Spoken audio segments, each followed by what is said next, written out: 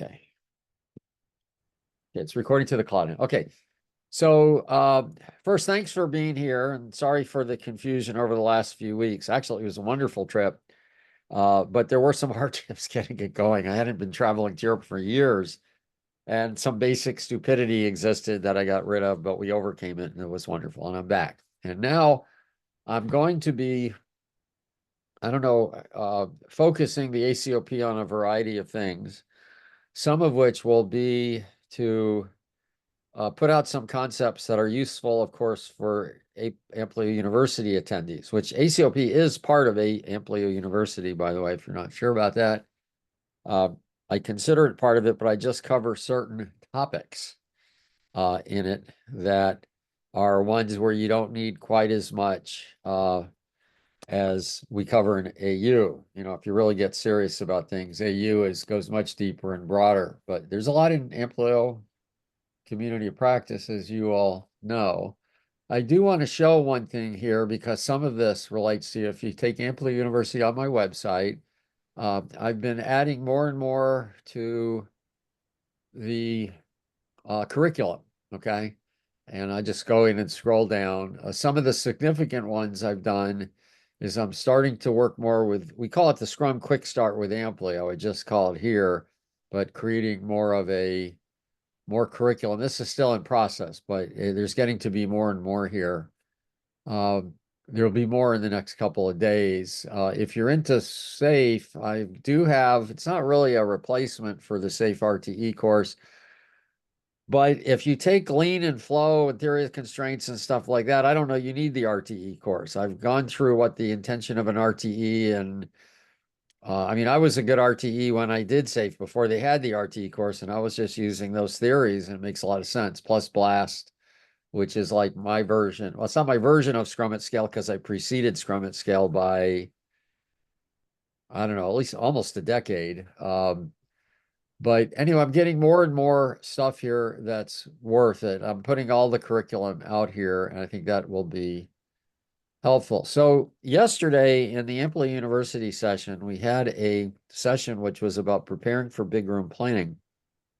And I thought it was really good. And then we actually had another session in the afternoon that was more of a working session about preparing management and then teams and executives for that as well. But it really clarified for me one of the big things you need to do. And some of that material I'll be putting out more in both ACOP and here. But one of the things that has caused a fair amount of consternation in my part, and I figured out how to talk about it, I think, in a more positive way and what you want to learn. And this is good because I'm really trying to get how to get some concepts out there. I believe the Agile space is working against itself in many ways because of some disempowering beliefs. And you've probably heard me talk about, or if you hadn't, well, I'm going to talk a little bit about it today, but one of the big things for me in the Agile space is we compare ourselves, so many people, I don't, compare ourselves against waterfall, when I think what we really need to do is be comparing ourselves against what we could be doing. Okay, so Agile is much better than waterfall. Fabulous. That's good. You know, gasoline engines are better than steam engines for cars. It's time you give that comparison up. The question is, how good can you be with gas engines? You know, or something like that. And this technology gap between what's manifested and what's possible, that's what Pilzer calls it, is huge, getting bigger, and in my opinion, is not going to change because of a few disempowering beliefs. And I have been, I know, attacking certain frameworks that promote these that have really impacted the whole company, I mean, the whole industry. But I realized this table just kind of came to me that recognized, and I made a post about this, by the way, that I sent out in the ACOP letter, but there are three things that are true. I'm going to try to zoom up a little bit. You can all read that, I would think. It's a big table. I'm just going to scroll as we go, and I'm not using PowerPoint. I thought about making a PowerPoint deck, but the reason I didn't is that causes duplication because I want to have one page that kind of has all this notion on it, and then I could add links to it, and then it becomes a very good learning document. And you can't comment on this, but if you because Dropbox doesn't give you that option. But if you have comments, go to the LinkedIn group that we use. I guess I'll pull that up just so you can make sure, if you go to LinkedIn and here, I've got you go to groups, and the LinkedIn groups is the one called Amplio Consultant Educators. And if you put comments in here, I will respond to them. And we have some good discussion. So there was a community of practice community on Thinkific, but we're moving off that. So I'm not using it. I'm using this board. I'll put this in the chat as well. Most of you are members of this already, but it's free. This whole thing is free. Okay. So let's go through 3 realities. These are true. We must react according to what is happening and not our plans. That's called empiricism. I don't know anybody in the Agile space that doesn't believe in this. Why some frameworks make a big deal out of this, I don't understand, because it's like y'all should be breathing, by the way. I don't need to tell you that. You need to attend to what's really going on, not your plan about what's going on. By the way, a plan is not so much a theory. A plan's a plan. A plan is what we're about to do. A theory is something that explains what works. They're 2 different things, but they get interchanged sometimes. Also, complexity means we can't predict what will happen. This is true. Okay, as Mark Twain says, prediction is difficult, especially when it's about the future. So he's my favorite guy, I think, with quotes. And then we can't overwhelm people with too many options. These 3 are truisms. I don't argue with them. They're absolutely true. But there have been accommodating beliefs to each of these 3, which are deadly when it comes to effectiveness. And I don't agree with these. And this is what I ran about. In some frameworks do these more than others, but as far as I can tell, every framework does it to some extent. Less may not. But I say that, and I do know some less people, not the top 2, not Vody and Craig Larman, but other people are less proponents have attacked me for some of the ideas I say that allow you to overcome these. So I'm not really sure. But Craig Larman and Vess Bodie have never attacked me for these other ideas. But anyway, so there's this accommodating belief. We have to use empiricism, but that does not mean, although a lot of people say there's no underlying theory. Well, there is. I mean, this is an overreaction. Again, here, since we can't predict, we have to run experiments. It sounds reasonable at first to say this, but it's not. This is what Ellie Goldratt in The Choice calls a tautology, circular logic. Oh, yeah, we have to run experiments because complexity means we can't predict what will happen. And complexity, because we can't predict what will happen, means we have. You see how these 2 reinforce each other, but there's no evidence that either are true. Well, this one's true, but this one isn't true. We can't overwhelm. Absolutely. We must be purposely complete. No. Figure out a way to be complete without overwhelming them. That's why I call these accommodations. Because people don't understand the underlying theory, they say it's not there. Because people don't know how to do it without running experiments, they say it's not. Because people don't know how to make it somewhat complete. Nothing is totally complete, of course. But see, this is killing us. These 3 beliefs, these are rampant in the Agile space. And the reason I say it's killing us is because I've got 20 plus years of consulting going in, and these are the things that where people are stuck with. It causes all the problems I see. These 3 pretty much account for almost everything wrong in the Agile space I see. So these accommodations mean there's something wrong and we're dealing with the accommodation instead of solving the accommodation. That's what I mean by accommodation. Now, I remember something Mary Poppendieck said. I don't know if she ever wrote it down, but I used to go to a lot of conferences with her. I'm talking 20 years ago, 15 to 20 years ago. And one of the things she used to say that I thought was very, very astute, which was our practices of today become our accommodations of tomorrow. Now, Einstein said something, and Steve Covey, a lot of people have said things like it, but I liked her use of the word accommodations. He said, what works for us now will be a problem later, but we accommodate these things, and there are problems. So let's look at each one of these individually. I'm just going to zoom in so you can see what I'm talking about. Okay, and you guys need to interrupt me. I'm going to be on a ramble here. But, raise your hand or just jump on in. Nobody's muted.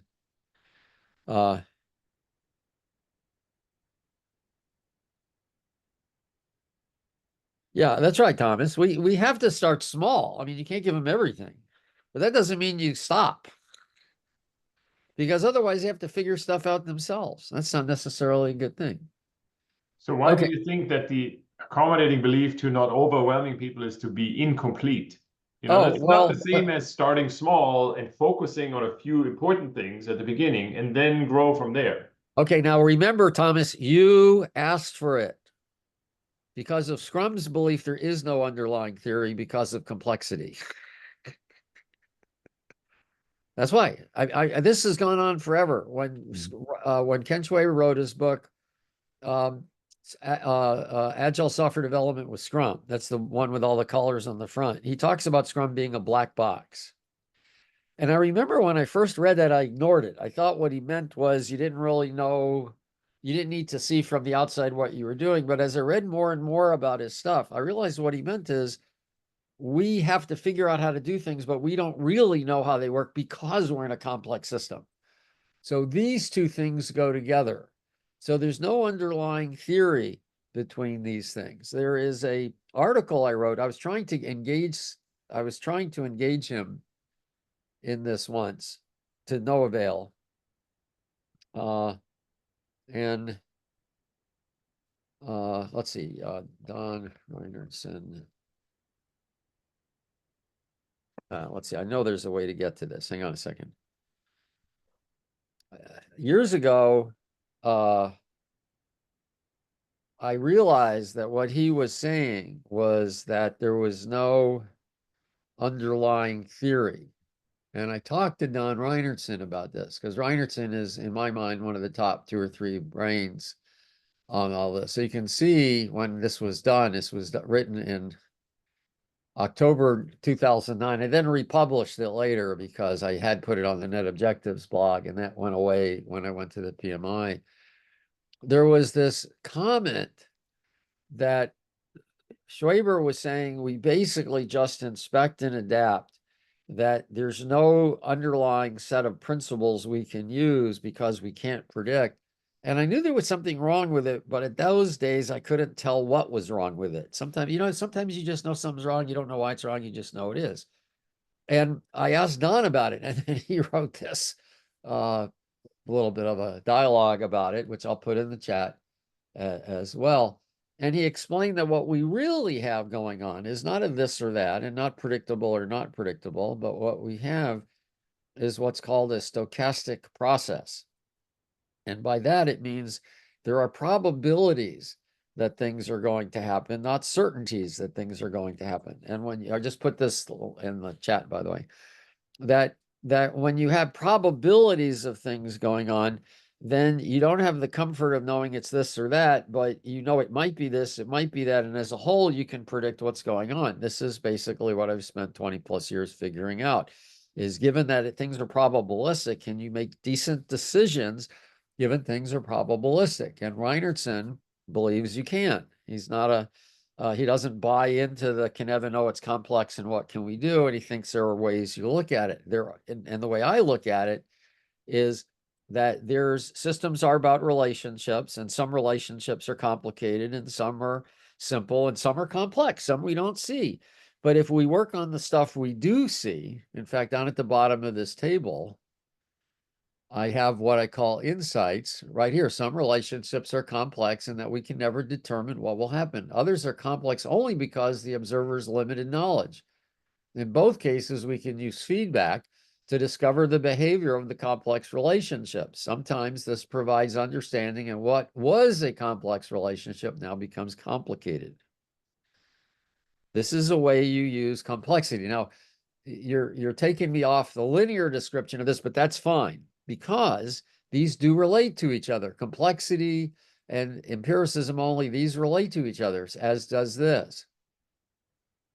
So this is why this is in there. And it galls me, and I'm learning to just breathe through it every time I hear someone explain that we can't understand what's going on because we're in complex situation. That just cuts the knees out of your ability for no good reason. That is not true. Absolutely not true. But I hear it repeated 5 times a day without any justification for it. And empirically, and this is the big irony, empirically, it's not true. The people who are proposing empiricism only are ignoring the empirical data that their belief that it's empiricism only does not work well and is not necessary. Okay, a little deep explanation, but that's because we're going to go. And what irritates me more than anything, galls me is a better word, is when people say things are true that limit the opportunities of other people. I hate that because I believe people, you should never limit the opportunities or possibilities of other people, especially as a coach. That's not your job. Your job is to open opportunities. In fact, I had this great GIF I happened to see. I have no idea where I got this from. Peter Block. Oh, good. The value of another's experience is to give us hope, not to tell us how or whether to proceed. This also includes don't limit people because you don't know how. I see this all the time in the Agile space. People say, oh, you can't do this. Well, how do you know? You mean you can't do this? I did that. That happens all the time. And I try to be careful not to do this as well myself. I'm not saying I'm perfect there, but I'm always willing to be called out by it. Okay. So we must react according to what's happening in our plans. There's no underlying theory. This is results in frameworks that are immutable because we don't know if they'll work if we change them. Slow learning and resistance to many truths because people don't like.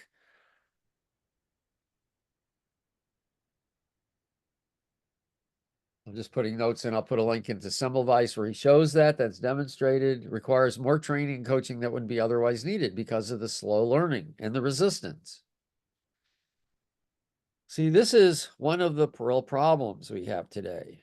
If I was to say, what's the one problem as it manifests itself, not what caused it, it's this gap. And what causes the gap is expensive, ineffective training. And what causes that is, well, I'm going through these three beliefs cause that. And please do challenge me. This is really the way we learn. Okay, so I'm going to go through here. I'll get down here later. I'm going to go to the middle one now. And y'all remember, can be looking at this on your own machine, the entire document if you want to. All I'm doing, I'm just going to go through this. Okay, having to run experiments to see if a change will be an improvement. Accepting we won't understand what customers really need, so we don't delve deep enough into their workflows. Both of these are wrong. I have a decade of experience of this when I used to build software for verticals, actually more than a decade, I had 2 decades of that, 80s and 90s. I wrote about 20 verticals, at least. I should write them down. I don't know if it was 12 or 20, but I think it was more like 20. I remember writing a rent-a-nurse application. I wrote hair salons, day spas, financials. And what's more important is when you really don't know enough about the workflow, which didn't happen to me in terms of wasted work. I mean, I didn't know a lot of things, but I didn't run experiments. Well, what happened is I'd show them something they'd like, and then they tell me something else they'd like. And I had a way of doing it because I'm a tech guy. I was very heavy into tech for years, still am, I guess, but I don't program as much. And I could make changes. So look at this. This is bad stuff. There's no reason frameworks should be immutable. I understand they are. By the way, I'm not saying the thing about if you don't follow these things about a framework, you're not following it. I don't have any issue with that. If you're trying to do Amplio and you don't pay any attention to the theories of flow, lean, and the theory of constraints, then I would say, well, you're not really doing Amplio. But I'm not saying you have to do the practices that are in Amplio.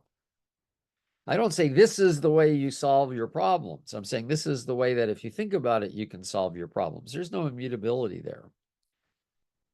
And Scrum makes a big deal out of it, but SAFe and the others are still have that true.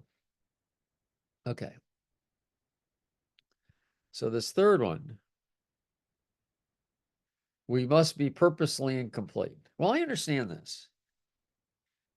In some ways, you can say there are an infinite number of practices possible. Okay, go back to my mathematics definition. I still have a master's in mathematics. It's part of, I'm an integration of mathematician, engineer, and psychologist. I've actually had schooling in psychology as an undergraduate, and then in the 80s and 90s, I did a lot as well.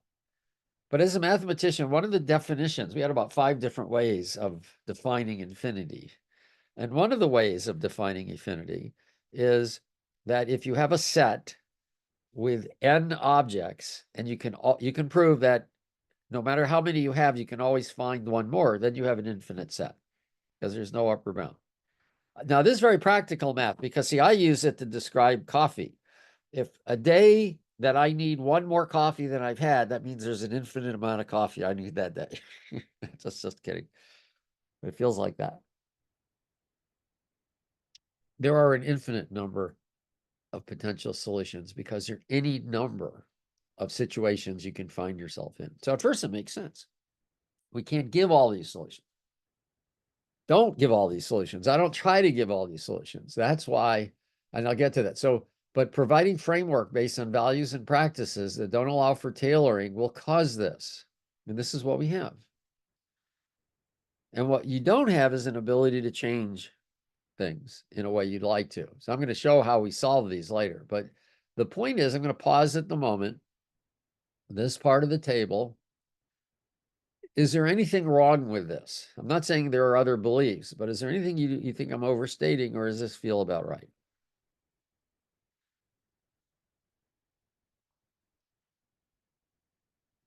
Or if you have any questions. Okay.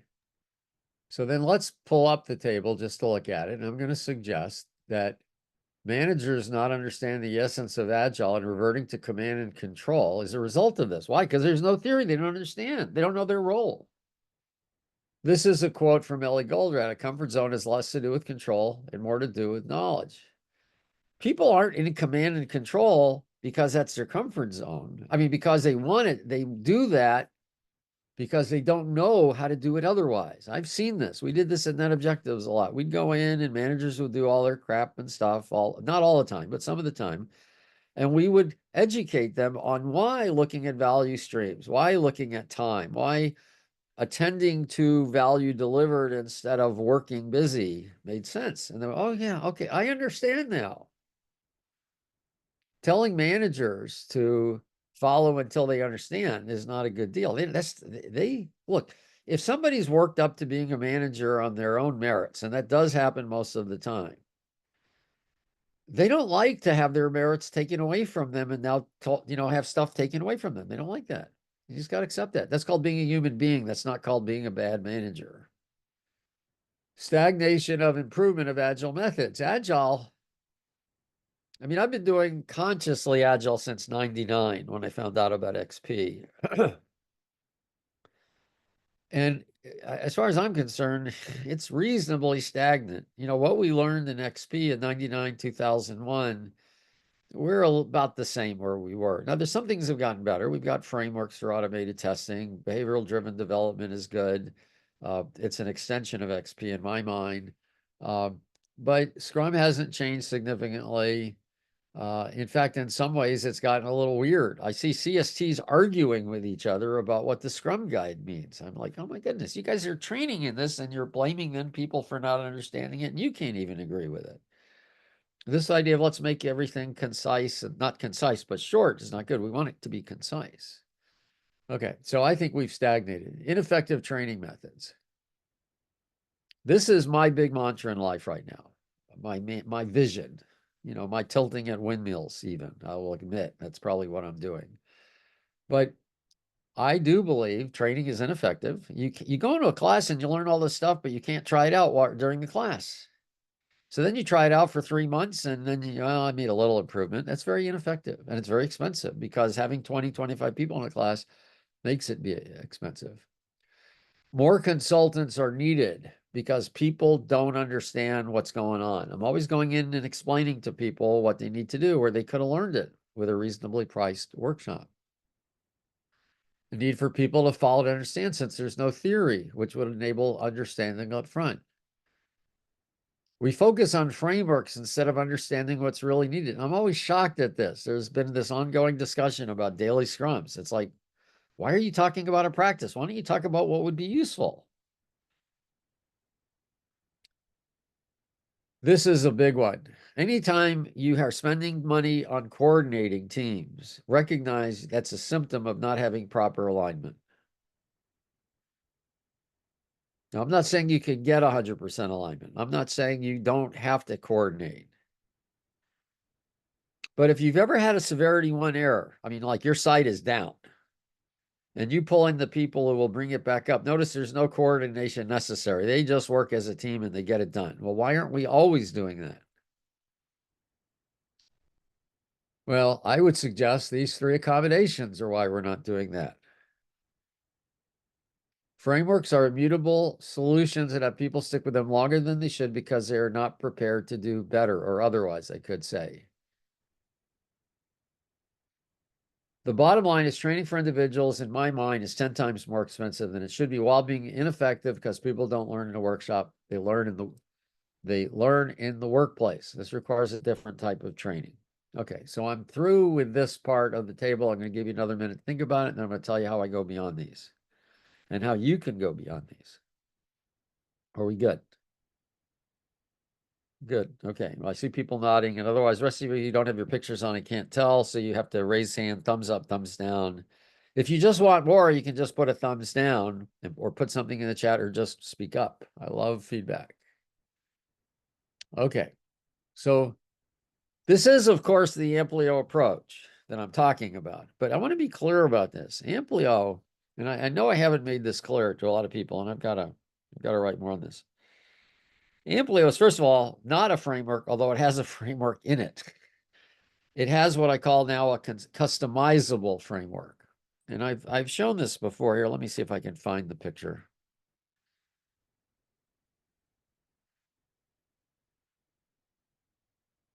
This is the slide deck.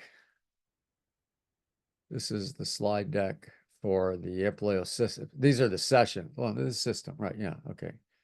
Here, it was in this.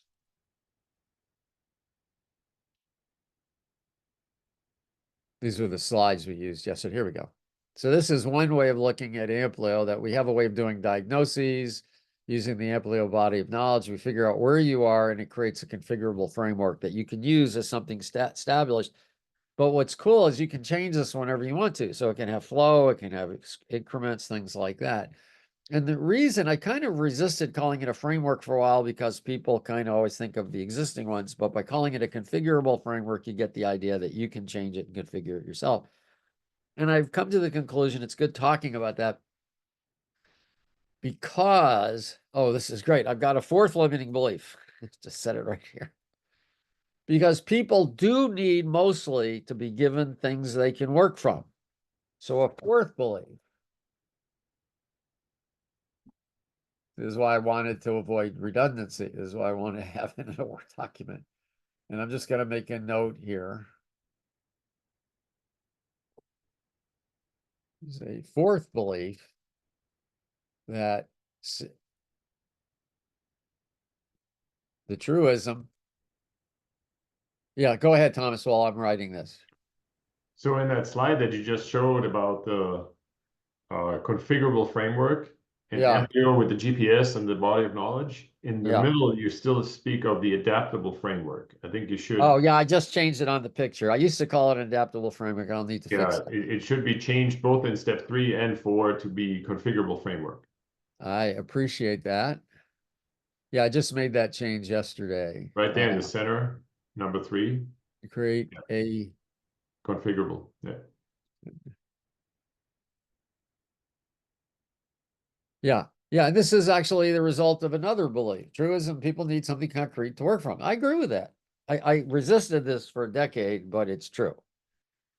Most people don't like thinking just from the theory. I mean, I happen to like that, but others don't. The accommodating belief is give people a static framework. No, it's not. So now I got four beliefs. And this thing is my way of avoiding that. Yes, I give them this. Amplio gives you this because they need something concrete. This is what you do.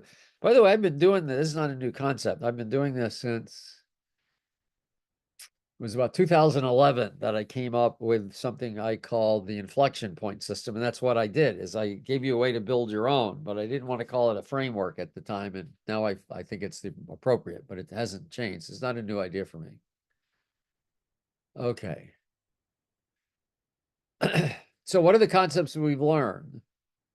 Well, and this is where I was starting to put in some links. The idea of inherent simplicity. Any part of reality is governed by very few elements, and that any existing conflict can be eliminated. If we take that as a given, as absolutely correct in every situation, we'll find ourselves thinking clearly. This is the opposite of complexity obscures all this. They're verifiable first principles. I've got this laid out. These are all the way, by the way, on the Amplio Foundation's YouTube. So I'm going to add links to this. Okay. Going beyond, we must run experiments. Okay, we have to use emergence. I'm not arguing with that. By the way, there are two reasons to use emergence, and this is an interesting one. I think I learned this from Kent Beck. So in XP, they talk about you ain't going to need it, right? You know, mean basically do it in small steps. And I spent the day with him once, I mean, years ago, 20 years ago, conference. He was teaching it. I mean, he was teaching the full day session. And I knew XP. I loved XP. And I was a big fan of XP. And I was a real fan of Kent. Still am I'm even more of a fan of Kent because one of the things I've noticed about Kent is when he's wrong, he eventually acknowledges it and shifts. And he's not wrong very often. And it's not been any conversations with me.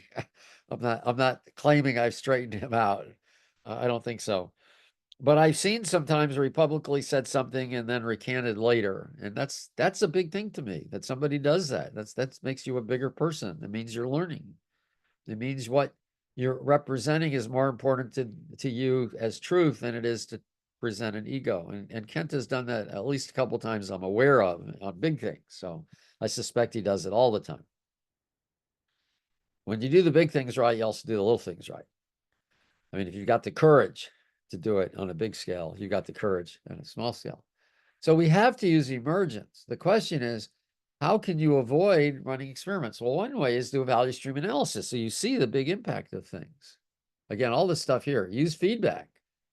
Factors for effective value stream, something I came up with, which is, again, I'll put links because I've got links on all of these. In fact, you know what I might do right here is I'll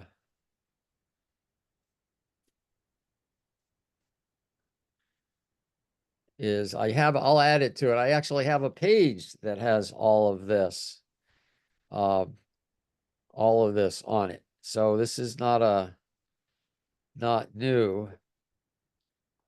And I don't know if I'll add to it or I'll just link to it because yeah, the document will get really big. But I've shown this before. And one of the things I'll do, I just realized this, one of the things I do is do have a lucid board that is called Foundations that has all this stuff on there. So I'll add a link, but I'll do that later. Add a link to lucid board Foundations. Okay. And the YouTube Foundations. So far everything I've talked about, I've got hours and hours on. Okay, yeah, Thomas. So I just put in the chat as well that I think experiments are not the enemy, right? We shouldn't say running any experiment is always bad. That's right. I agree, and We I'm should more glad say you brought that that in. we should not rely solely on experiments to find out the structure of the world. You know, running a few good experiments, I think, can give us a lot of information, but Yeah, there's more than just experiments. yeah. I have found that it's the need for them is the problem, not that you run them is the problem. In fact, that's a nice little statement, insight. Okay. In fact, I've got these insights here. I want to get this. The need to run experiments to discover things is the problem. Well, how did I say that? The need to run experiments is the problem, not that the experiments themselves are a problem. You should have other ways of discovering. I probably need to improve this statement. The thing is all you have is running experiments. That's the problem. If all you have to predict if something will be useful is to run experiments, you have a problem. And sometimes you do have to run experiments. Now, you always need feedback. See, there's a difference between running experiments and seeing if whether or not what you did makes sense. In other words, if you're driving your car, what you know to do is look and you want to change lanes, you know to look for a gap in the lane and you go into the gap. You don't, oh, I'm going to run an experiment. Let's see if I can get into that lane. No, you don't do that at all. But while you're moving into the lane, you are paying attention to if you're going to hit somebody. That's using feedback. Using feedback to see how you are doing does not mean you are running an experiment. I've had people tell me it does. No, it doesn't mean that. It just means I'm paying attention. Okay. Yeah, I keep refining this, Thomas. That's good. Okay. Now this is the big thing. And to be honest, well, I don't need to go into the self-analysis. I've been using Alexandrian patterns in process world for, I don't know, about 14 years, I think. I've been using Alexandrian style patterns in software since 97. Because I remember that's when I learned how to apply them in software. I'd read Alexander's book, Timeless Way of Building, way before then. I just found it very interesting. I have no idea how I got tuned into the book. But patterns provide a multitude. Each pattern provides a multitude of options without overwhelming people. Actually, conceptually, any number. And I have found 100 patterns that pretty much cover all you need to know. And each one of those has hundreds of potential solutions. So I don't overwhelm. This is, in a sense, Thomas, the way you're saying to do it. You start with a little. What you do is you don't start with everything about one potential solution, but you look at the 100 and you pick a few of them that are key and a few of the potential solutions that are key. So you just got a few dozen things to deal with. And here's an easy way to see this. And this is what Amplio quick and the Scrum Quick Start with Amplio works. I'm not going to show it. I want to give you this on the guide. If you look at each of these, like what's the sprint? What's sprint planning? Think of this as a solution to a recurring problem, a solution, not a pattern. See, a pattern, you could have a pattern as a solution. Oh, yeah, we're going to do this. This is a pattern we found works. Alexander's work is different, though. It's basically saying a pattern is a solution to recurring problems in a context. See, this is a solution to a recurring problem, but not in a context. They say this works everywhere. Okay, the context might be complex problems, but that's one. Alexandrian patterns can work in any number of contexts. Why? I mean, that's pretty impressive to say something like that. And I'm not talking about my stuff. I did not come up with Alexander's patterns. I never met the guy.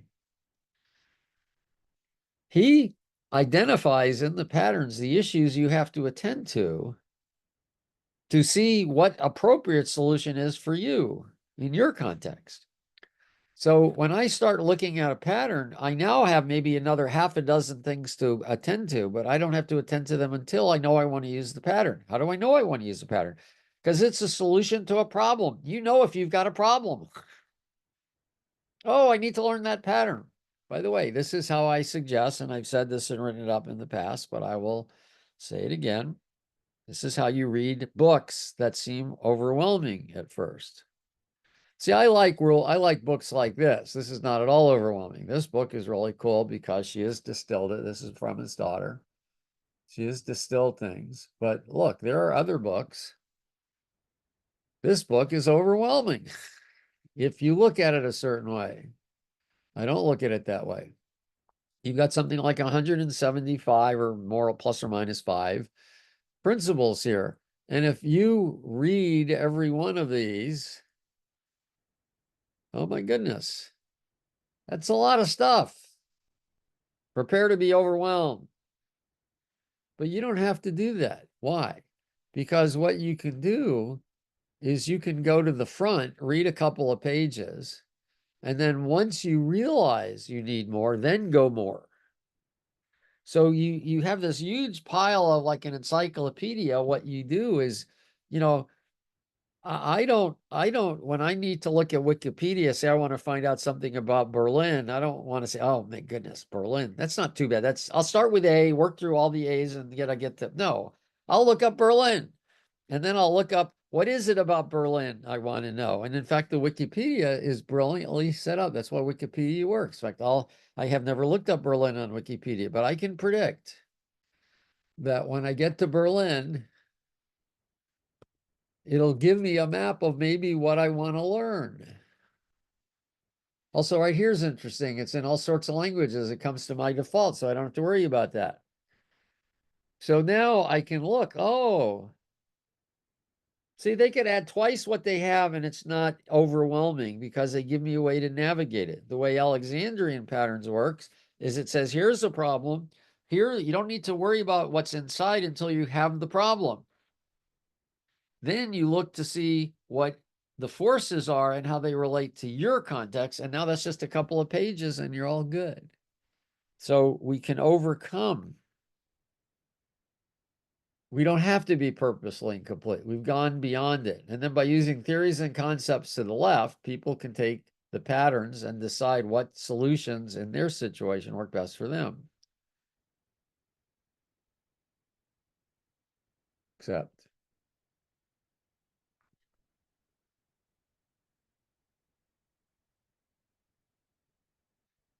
I think I'm getting to rely too much on Grammarly. I can tell this is bad. Okay. So we can go beyond these. These are very powerful. This means we can learn effectively with an integration of theory and practices. I should say more effectively. We can move forward with little ace in improving our workflow and our products. Okay, that's the main thing. These are just some insights. I'm finding that as I get ideas, it's just useful to throw them down here. I'll just let you read those. So here, I'm just going to stop. I'm going to let you review the document. I will, though anybody came in late. Can you zoom in a little more? It's hard to read. Yeah. Thanks. Yeah, thank you. And I will re-put. I do want to say something, Thomas, because I really appreciate your underscoring it about experiments. I will say this, you're absolutely right. We should not be afraid to run experiments, and we should not take it as a failure to run experiments. But when I actually stopped to look at it, once I actually learned that I needed to pay attention to the customer, not so much what they told me. Customers often will not tell you what they want. They do not do that very well. But if you really study what they're doing, and I have a case study where I talked about this. We did something new that nobody asked for. And I would not have called it an experiment. I knew it was going to work. I actually was surprised how well it worked. We basically raised the gross profit of companies 9% overnight with an hour or so training, with a report that took me just a few days to write. That was pretty impressive. But I knew it was going to work because I knew how they worked, and I knew this helped how they worked. Now, I used to not do this so well when I used to come up with ideas and I was doing them because I thought they were cool instead of I thought what the customer's needs were. I used to do that in the 80s to some extent. The thing is, I would suggest this, that you need to run a surprisingly few number of experiments. And oh, I remember something I was about to say and then I didn't. When I talked about emergence, this is a story. I've got to write this one up. This is really brilliant. Not by me, brilliant by Kent. So I told you I was having this day with Kent Beck, and this was like, I don't know, it was around 2000 because I remember I was doing design patterns. I'd been doing XP 2002, something like that. And one thing I had done in 97, 98 with one of my clients is they'd had a problem building something, designing something, and I'd figured out a way using patterns to get a really good solution. And there was this other fellow I was working with. He didn't know patterns, but he's very smart. And I explained patterns to him. And we put this in. It was just really good. And he and I just built it like, oh, this is the solution. We knew the design, we knew what to do. So here I am with Kent Beck, and he's talking about Yagni, you ain't gonna need it. He talks about you build it in increments and you don't build ahead and all that. And he's being pristine and I think a little dogmatic, but he's a smart guy and he's open to questions and he's unbudgeable here. But it sounds like I didn't do what he said and it worked. And I kept talking to him about it. So, well, I hear what you're saying, and it makes sense to me in a lot of situations, but I knew I needed it, and I knew how to build it because I was using a pattern. That was my argument. I knew what I needed. That was very clear, and I was right. And I knew how to build it, and that was very clear, and I was right there. And he was just emphatic. You still shouldn't build it all at once. So, we just went back and forth, but I didn't budge. He didn't budge. But I knew he was a smart guy. And when smart guys don't budge, and you're not budging either, by the way, you have to keep reflecting on what could he have meant. And I did. And it got me really perplexed. It was, I forget who said, I think it was F. Scott Fitzgerald, the mark of a good mind is holding two opposing ideas in your mind at the same time while still being able to function. Well, maybe I wasn't that brilliant because I remember a conversation with my wife. She's not technical, but I talked to her a lot about my stuff. And I remember talking to her about this, and I was very confused. I left this very in charge design pattern expert. I know what I'm doing. I came back, not a blathering idiot, but really not sure what I was doing. And she said, "Are you glad you went?" Because I went smart and I came back dumb. So I said, "Well, I'm glad I went, but I'm glad I don't have a course this week because I'm not sure what I would tell people." And it took me about a week or two to figure out why Kent was right. And he wasn't right from the technical reason that I'd been arguing with. See, I was right. I did build it correctly. The end result was as good as if I built it in stages. So he wasn't right there, but he was right in something else that it took me a while to figure out. So there were two other people on the project. One guy I said was very smart. He just wasn't used to patterns and pattern thinking. And the other was a woman who was just a junior programmer. She was smart, and for her role, she was very capable, had a very good mind and all that, but she didn't have the experience the lead had.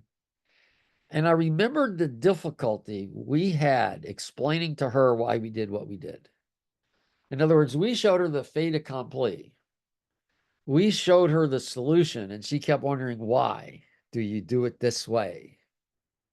And we finally got her to get it after a couple hours of explaining it. But it occurred to me, had I done what Kent said, she would have understood every step in the way. In other words, even when you know to go from here to here, you may know that, but the people you're dealing with may not know that, but they may know how to go from here to here, to here, to here, to here, to here, to here. And she would have, had I done what Kent suggested, a little step, a little step, a little. She would have understood every little step. She could not get the big leap. This is, by the way, a really important coaching tip that's in our book, by the way, Paula Stewart and my coaching book. You go in little steps. So the thing that's cool about XP, these little steps, and I'm going to wrap this up with one other piece here. The reason you do it in little steps is not just to be right, to make sure you're right, but to make sure people understand you along the way. So there are two things. Am I going in the right direction and doing it, and do people understand it? This is the essence of Yagni. You ain't going to need it. It's not because you're afraid. It's because this brings both the holistic people aspect of it and the technical aspect of it. So when we talk about maybe running experiments, this is where I have to run experiments, maybe, except I kind of avoid the use of experiments. I'll give you an example. So one of the things that I should mention it here. Do I have the value creation? Oh, I love value creation structures out. Oh my goodness. Um,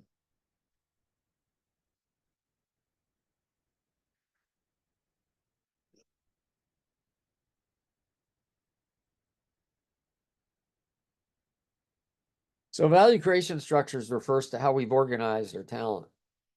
And I remember around 2004 to about 2010, I used to go into companies and do a little restructuring right up front, improving things. And one of the things I noticed was that there was only so far ahead we could see. And it was important, it was better to be short of what change you can make, but not have it be a problem. See, if you overshoot it and it fails, people get nervous. But if you undershoot and they can see what to do more, people get excited. Okay, that's a good insight right there. If you overshoot and cause a problem, people get nervous. But if you undershoot and see you could have done more, people get excited. In fact, this is how I coach. I remember the case study where I came up with BLAST. I saw a better solution than I was proposing, but I knew if they were open to it, they'd see it themselves. So they would come up with it. So I had to let my ego not get the credit for it because they think they came up with it, even though I knew it. But that's okay. I wasn't there for the ego. I was there to get the job done. So I sometimes can see this is a better solution, but I'll only talk about this because I know if this is in fact a better solution, they'll understand it's a better solution and they'll make that last step. And then they own it, and that's a better thing. Okay, well, I've covered everything. I've never done this before. I think this is useful. I'll add links to this. I'm going to leave the location where it is. Those of you who are in the ACE program actually can comment directly on this because it's in the ACE materials folder. And you have access rights to it. Those of you in the ACOP can just view it and send me notes on the LinkedIn group. Any comments about this? Yeah, Susan. The things I've noticed is that there are people who really only pay attention to feedback when it's in response to an experiment. They brush away feedback that's offered in other situations. Yeah. I'm not sure what the rationale is for that, but I agree with you that I've seen that. So Some I think people that for people like that, that's running an experiment is the only way they're going to be open to feedback. well, so maybe you call it an experiment, but let me ask you, I can imagine a couple of reasons. One is is it they don't want to admit they don't know, or so they're always operating under they know, or do they like drama and say we got to run experiments? What do you think the rationale is for that? What is it for them? Well, And it's probably more than one. for the most of the ones I deal with, I would say it's because they don't realize the value of feedback Okay.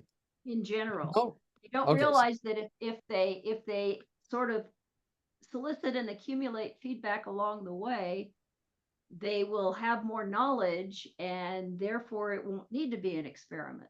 So let me ask you this. When you look at them, there are two main ways of doing your work. One way is with time boxing, where like sprints and Scrum, or the other way is flow, like, whatever you're working on in Kanban. Do you find there's a correlation between people who like to look at feedback only with experiments and whether they're doing, say, sprints or flow? Is there any correlation there, or that's no correlation? Well, most of the ones are they may claim that they're doing one or the other, but they really aren't. Okay, so that's not They're effective. not really agile. I think part of the essence of being agile is actually being aware of feedback even when it's not formal I agree. feedback. I agree. Although sometimes frameworks, I think, tend to get people to look more for feedback at other times. Is there any ego involved? Is it like, oh, if I run an experiment, it's okay to be wrong? Not that they would consciously say this, but if you're not running an experiment, then you should know what to do, and getting feedback would be an affront to their knowledge. Is there any ego involved, do you think? Very likely. I mean, this is somewhat in the past, and I hadn't thought about it in those terms before. I There's just thought I was usually dealing with jerks. Well, there's usually a unconscious belief they have. This is again kind of a coaching thing. When people are ineffective, they're usually ineffective for one of at least two reasons. Sometimes it's because they don't see something. Like they don't see the value. It's again an irritating thing about distinctions. I'm sometimes trying to make a distinction between, say, a sprint goal and an MVI, and some people say, well, it doesn't make any difference when it does. Just a second, Thomas, let me finish this one though, but then I'll get to you. So sometimes people don't see the difference, but sometimes they have this thing that if they do this, then they're not as effective as they should be. And that is basically they're making themselves wrong. So I always like to look at that. Now, the only way I know how, not the only way, but the way I tend to know how is I try to get them to see an example of we're not looking, in this case, like not looking at feedback when we weren't running an experiment, that we didn't learn something sooner. So they can see from their own viewpoint that something wasn't good. Yeah, Thomas. I was thinking about an analogy here. So Amplio is like a set of principles, practices, patterns, etc., to learn the physics of flow. And when you think about how a child learns the physics of everyday common sense world, right? One of the things is play, and play is running experiments, but also then developing intuitions and a theory about how, say, a ball or other players, how they behave, how they move, how the world works. And if you were solely relying on experiments, probably not the best approach. But if you did never run any experiment, you have to get in the water to learn how to swim, right? So it's this same thing that you have to immerse yourself in the world of the physics of flow to learn about how it works. Right. But that doesn't mean you can't predict anything or it's always unlimited, etc. Right? So it may be useful to think this analogy through as to how mammals or pets or animals or humans, how they learn about the environment through play, and so they learn the physics of everyday things. Yeah, there are 2 points that I heard involved in what you said, and I agree with what you said. I appreciate it. One is that you do have to do things to truly understand them, but that also doesn't mean you can't get some understanding up front. That's actually another disempowering belief. I think I had that. Maybe I need to put that in. You do need to, in fact, this is another one, I guess. It's like about guardrails, right? You tell your kids, don't play soccer in the middle of the road, play in the park, but go and play and find out. So play in a kind of a safe environment, then you can learn from your experiences without them being fatal or disastrous or something. Yeah, this is another one, actually, I guess. You do need to learn something, but I mean, I learned this early on. I remember when I was studying design patterns in 97, the decorator pattern. No, it wasn't well, it was the decorator pattern and the composite patterns that I read them and I thought I understood them, but it wasn't until I actually wrote one that I understood it. But I was better off having an understanding of what I was trying to accomplish and why in the doing. So there's, I don't know if this is a fully disempowering belief, but I do hear this one a lot. I might have some primary ones because these 3 are the primary ones to me, but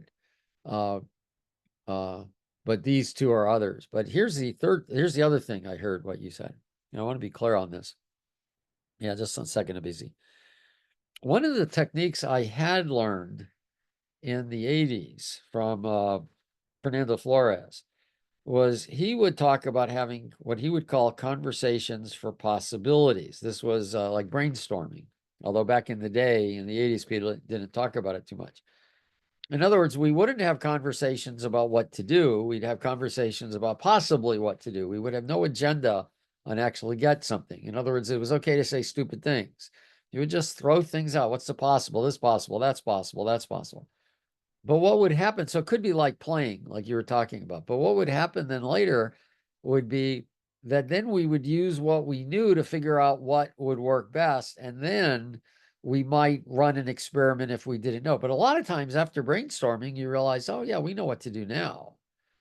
So I'm going to make a note in the chat.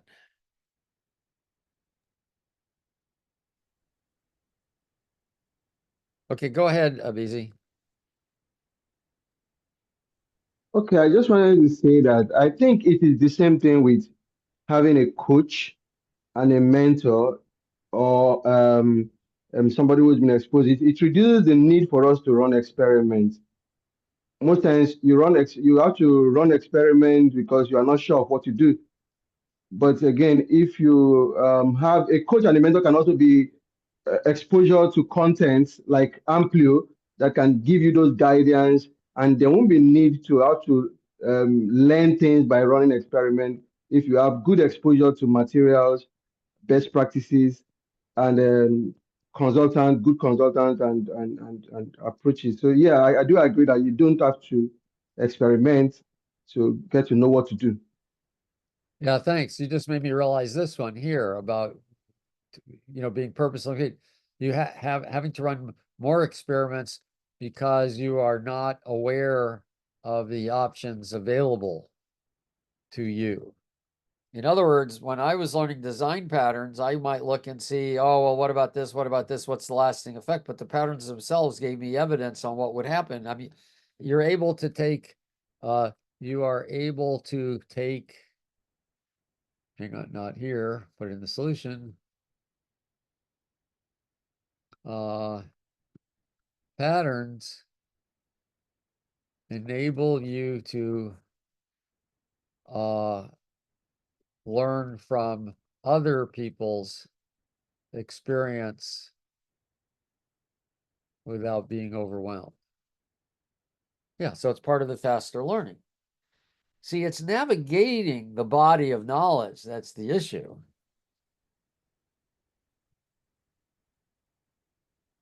Navigating the body of knowledge is the issue. That's more difficult. I should say that becomes a bigger problem the bigger the body of knowledge. Patterns make it effective to do so. Patterns provide an effective solution. Okay, anything else? I just noticed we're a little bit past time, but I love these comments. And I like the way this is shaping up. I do have, and this is one of the boards that is public. I'm about to get to, and I'll put links on here. This, by the way, the Ampelio Foundations, I'll add links because you should have access to this. This is one of those boards I allow. Oh, by the way, those of you who haven't been here recently, I did add this. This comes from the Beta Codex clock. These are the principles.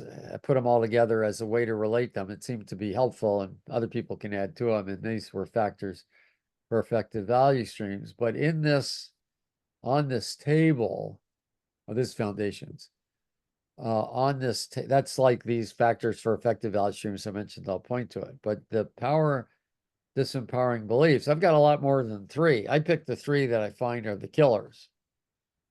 See down here, remember, this is a table of contents, disempowering beliefs. And I've got a lot more here. And I will kind of integrate these two. This is meant to be a high level overview. So obviously I got more than 3 or 4. I just find these 3 are the ones that do the most damage. Okay. But I'll see if I can integrate the idea better. Like these are, some of these are side effects. I was trying to get to the root cause, like what beliefs cause all these other beliefs is what I was trying to do, the primary ones. Okay.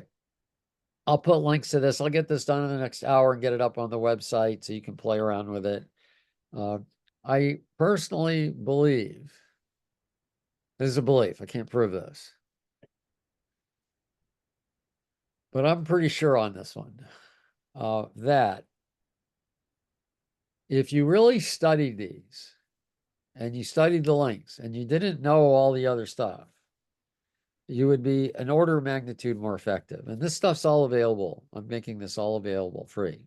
Now, if you really want to get into it, it's not expensive in the Amplio University. It's only $1,000 for the first 6 months, and then you could re-up for $800. By the way, I'm about to start something new. I haven't written it up exactly, but if you're in a company I think what I'm going to start doing is after 2 enrollments from the same company, you get something like a 30% off for every one edition. The idea is to create a center of excellence. I think would be a good thing. You know, make it inexpensive to have 5, 6, 7. And one last thing, apologize. I forgot yesterday was Veterans Day, but I'll re-up my promise to vets. If you are a vet, you know a vet, or you're active in the armed services, or you're a spouse of any of those, you get to join Amplio University for free.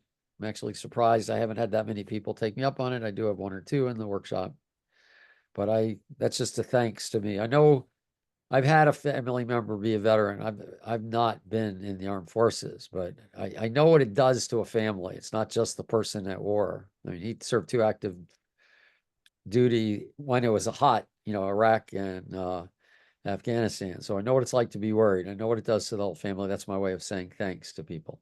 And if you're also between jobs, I allow you to defer half the tuition. So anyway, that's my sales pitch for the day. I will send this out soon. I will figure out how we're going to continue on specifically with ACOP, and please give me feedback on this. So take care. I'll see you all next week. Thank And you. glad to have you here. Thanks, Al. Thanks, Yeah, everybody. thank you. Bye. Thank you.